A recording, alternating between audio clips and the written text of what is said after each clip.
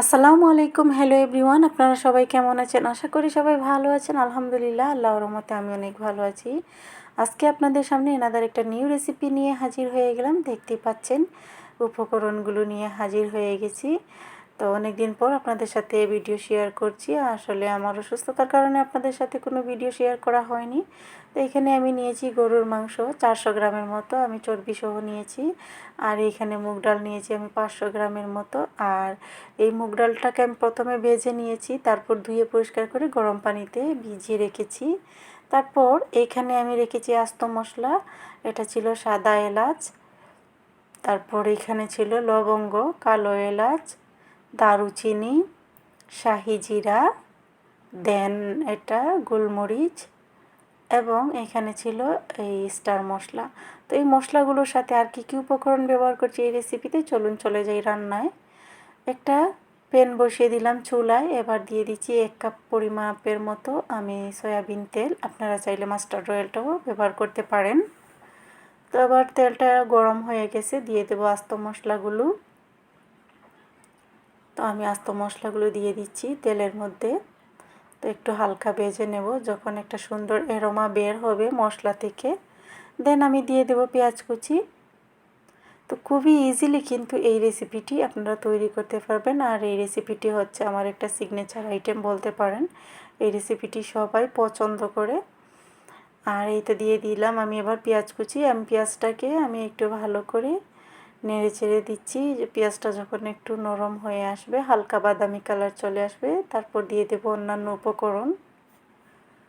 তো আমার পেঁয়াজটা অনেকখানি নরম হয়ে গেছে। এবার আমি দিয়ে দেব লবণ। তো লবণটা আসলে পরিমাপ দিতে হয় স্বাদ অনুযায়ী। এখানে আমি দিয়ে দিয়েছি 2 চা চামচ পরিমাণে লবণ। পরবর্তীতে লবণের প্রয়োজন হলে আমি আবার ব্যবহার করব চেক করে। তো লবণটা দেয়া হয়ে গেলে আমি আর একটু নাড়াচাড়া করে দিচ্ছি পেঁয়াজটাকে, যাতে সুন্দরভাবে একটু কুক হয়। এবার আমি দিয়ে দেব গুঁড়ো মশলা। তো গুঁড়ো মশলার মধ্যে আমি এখানে দিয়ে দিচ্ছি 1 চা চামচ পরিমাণে হলুদের গুঁড়া, 1.5 চা চামচ পরিমাণে দিয়ে দেবো এখন মরিচের গুঁড়া। তো মরিচের গুঁড়াটা দেওয়া হয়ে গেলে এবার দিয়ে দেব 1 চা চামচ পরিমাণে ধনিয়ার গুঁড়া। তো গুঁড়ো মশলাটা দিয়ে আমি এটাকে ভালো করে নেড়ে চেড়ে দিব এখন, যাতে মশলাটা পুড়ে না যায়। তো দেখতেই পাচ্ছেন আপনারা কালারটা অনেক সুন্দর আসছে এই মশলা থেকে। এবার আমি দিয়ে দেব রসুন বাটা। তো রসুন বাটাটা আমি এখানে 2 চা চামচ পরিমাণে ব্যবহার করব। এবার দিয়ে দিচ্ছি রসুন বাটা। তো রসুন বাটা 2 চা চামচ পরিমাণে দিয়ে দেব এবার আদা বাটা। আদা বাটাটাও আমি এবার 2 চা চামচ পরিমাণে দিয়ে দেব। দিয়ে মশলাটাকে আমি ভালো করে নেড়ে চেড়ে দেব। একটু মশলাটাকে কষিয়ে নিচ্ছি, যাতে মশলার একটা গন্ধ আছে ওটা চলে যায়। তো খুব ইজিলি কিন্তু এই রেসিপিটি আপনারা তৈরি করতে পারবেন আমার এই রেসিপিটি ফলো করে। আর আমি সব সময় কিন্তু রান্নাতে গরম পানিটা ব্যবহার করি, আপনারা সবাই জানেন। আমি অন্য চুলায় গরম পানিটা বসিয়ে দিয়েছি। এবার দিয়ে দিচ্ছি আমি এই গরুর মাংসগুলোকে মশলার মধ্যে। তো দিয়ে এটাকে ভালো করে কষিয়ে নিব। প্রায় 10 মিনিটের মতো আমি মাংসটাকে মশলার সাথে কষিয়ে নেব। দেখতে পাচ্ছেন খুবই অল্প উপকরণ দিয়ে খুবই সুস্বাদু হয় এই রেসিপিটি। আপনারা চাইলে চিকেন দিয়ে অথবা মাটন দিয়ে এই রেসিপিটি তৈরি করতে পারেন। আমি চিকেন দিয়ে এই রেসিপিটি তৈরি করেছি। আমার এই চ্যানেলে চিকেন দিয়ে মুগ ডালের রেসিপিটি দেয়া আছে, আপনারা চাইলে দেখে নিতে পারেন। তো ভাবলাম আজকে আমি গরুর মাংস দিয়ে এই মুগ ডালের রেসিপিটি আপনাদের সাথে শেয়ার করি। তো এই রেসিপিটি আপনাদের কাছে কেমন লাগে অবশ্যই আমাকে কমেন্টের মাধ্যমে জানাবেন। অবশ্যই আপনারা পুরো ভিডিওটি দেখবেন, তারপর কমেন্টের মাধ্যমে আমাকে জানাবেন আপনাদের কাছে এই রেসিপিটি কেমন লাগে। তো এবার আমি এই মাংসটাকে ভালো করে কষিয়ে নেব। এই পর্যায়ে আমার চুলার আঁচ কিন্তু মিডিয়াম আছে। তো এবার দিয়ে দিচ্ছি আমি তেজপাতা। তো তেজপাতাটা দেয়া হয়ে গেলে আবার আরেকটু নাড়াচাড়া করে দিচ্ছি। দেখতে পাচ্ছেন আমি মশলার সাথে মাংসটাকে ভালো করে কষিয়ে নিচ্ছি। তেল এবং মাংসটা কিন্তু আলাদা হয়ে যাচ্ছে, দেখতেই পাচ্ছেন আপনারা এখানে। এভাবে আপনারাও সুন্দরভাবে কষিয়ে নেবেন মাংসটাকে। যেহেতু গরুর মাংসটা একটু শক্ত হয়, সেজন্য একটু সময় নিয়ে এই রেসিপিটি তৈরি করতে হয়। আর চিকেন দিয়ে তৈরি করলে তেমন একটা সময় লাগে না। এবার দিয়ে দিচ্ছি আমি অল্প পরিমাণে গরম পানি, দিয়ে এটাকে আমি ঢাকা দিয়ে সিদ্ধ হওয়ার জন্য রেখে দেব, ঢাকনা দিয়ে। আর আপনারা যদি সফট চিকেন দিয়ে এই রেসিপিটি তৈরি করেন, দেখবেন অল্প সময়ে কিন্তু এই রেসিপিটি তৈরি করা যায়। এবার আমি দেখে নেব আমার মাংসটা সিদ্ধ হচ্ছে কি না। দেখতে পাচ্ছেন অনেকখানি পানি আরও বের হয়েছে মাংস থেকে। এবার ভালো করে এই মাংসের পানিটাকে আমি শুকিয়ে নেব, দিয়ে দেব এবার আমি টক দই।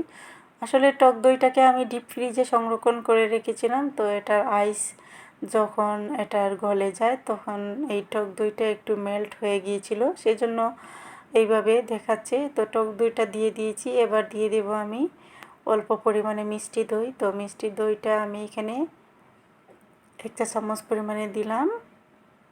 তারপর দিয়ে দিচ্ছি আমি আরেক চা চামচ পরিমাণে, দিয়ে এটাকে আমি ভালো মিক্স করে দেব। তো মিক্স করা হয়ে গেছে এবার আমার।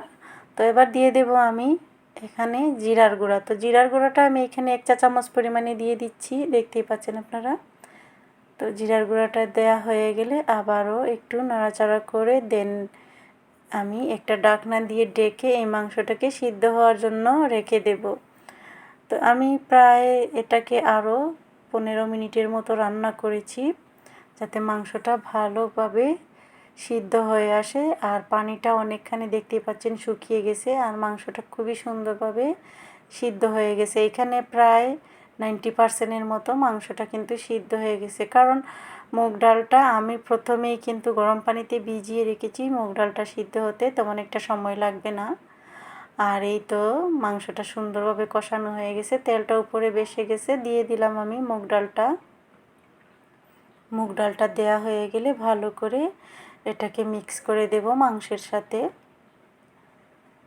তো খুবই ইজিলি কিন্তু এই রেসিপিটি তৈরি করা যায়। গরুর মাংসের ক্ষেত্রে একটু সময়টা একটু বেশি লাগে, আর চিকেন দিয়ে এই মুগ ডালের রেসিপি তৈরি করলে তেমন একটা সময় লাগে না, অল্প সময়ে কিন্তু এই রেসিপিটি তৈরি করা যায়। তো এই তো আমি চেক করে দেখছি মুগ ডালটা আরও কতটুকু কুক করতে হবে। তো আমি এবার দিয়ে দেব আমি পরিমাপ মতো গরম পানি। আপনারা সবাই জানেন আমি রান্নার ক্ষেত্রে সবসময় কিন্তু গরম পানিটা ব্যবহার করে থাকি। তো দিয়ে দিচ্ছি এখানে আমি 3 কাপের মতো গরম পানি। তো গরম পানিটা দিয়ে আমি এটাকে মিক্স করে দেব, দিয়ে একটা ঢাকনা দিয়ে ঢেকে আমি হাই ফ্লেমে এটাকে 5 মিনিটের মতো রান্না করব। তো খুবই অল্প উপকরণ দিয়ে এই রেসিপিটি তৈরি করা যায়, এই সুস্বাদু রেসিপিটি। 5 মিনিট হয়ে গেছে, এবার আমি ঢাকনাটা সরিয়ে নিচ্ছি। তো দেখতেই পাচ্ছেন আমার ডালটা প্রায় হয়ে আসছে। এ পর্যায়ে আমি দিয়ে দেব গরম মশলার গুঁড়া 1 চা চামচ পরিমাণে। আমি এখানে গরম মশলার গুঁড়াটা দিয়ে ডালটাকে আমি আলতো হাতে এটাকে মিক্স করে দেব গরম মশলার সাথে। তো আমার রান্নাটা প্রায় হয়ে আসছে, এবার আমি দিয়ে দেব আস্ত কাঁচামরিচ দিয়ে দেব। তো আমি আসলে এখানে রেড এবং গ্রিন 2 কালারের কাঁচামরিচটা ব্যবহার করব, যাতে দেখতে সুন্দর লাগে। এবং কাঁচামরিচটা ব্যবহারের কারণ হচ্ছে কাঁচামরিচের যে একটা সুন্দর ফ্লেভার সেটা ডালের মধ্যে আসে। এই তো কাঁচামরিচগুলো দিয়ে এটাকে আমি আরও 2 মিনিটের মতো রান্না করব। দেন আমার রান্নাটা প্রায় কমপ্লিট হয়ে যাবে। দেখতেই পাচ্ছেন ডালটা অনেক সুন্দরভাবে সফটলি গলে গেছে অনেকটাই। এবার আমি পরিবেশন করে এই রেসিপিটি আপনাদের সাথে শেয়ার করছি। দেখতেই পাচ্ছেন খুবই ইয়াম্মি লোভনীয় এই ডালের রেসিপিটি আপনাদের সাথে শেয়ার করলাম। আপনারা চাইলে এই রেসিপিটি বিফ অথবা মাটন, চিকেন অথবা মাছের মাথা দিয়েও এই রেসিপিটি তৈরি করতে পারেন। তো আমার এই রেসিপিটি আপনাদের কাছে কেমন লেগেছে অবশ্যই আমাকে কমেন্টের মাধ্যমে সবাই জানাবেন। সবাই ভালো থাকেন, সুস্থ থাকেন। আজকের জন্য এখানেই বিদায় নিচ্ছি এবং নেক্সট ব্লগ দেখার আমন্ত্রণ জানিয়ে আল্লাহ হাফিজ। আসসালামু আলাইকুম।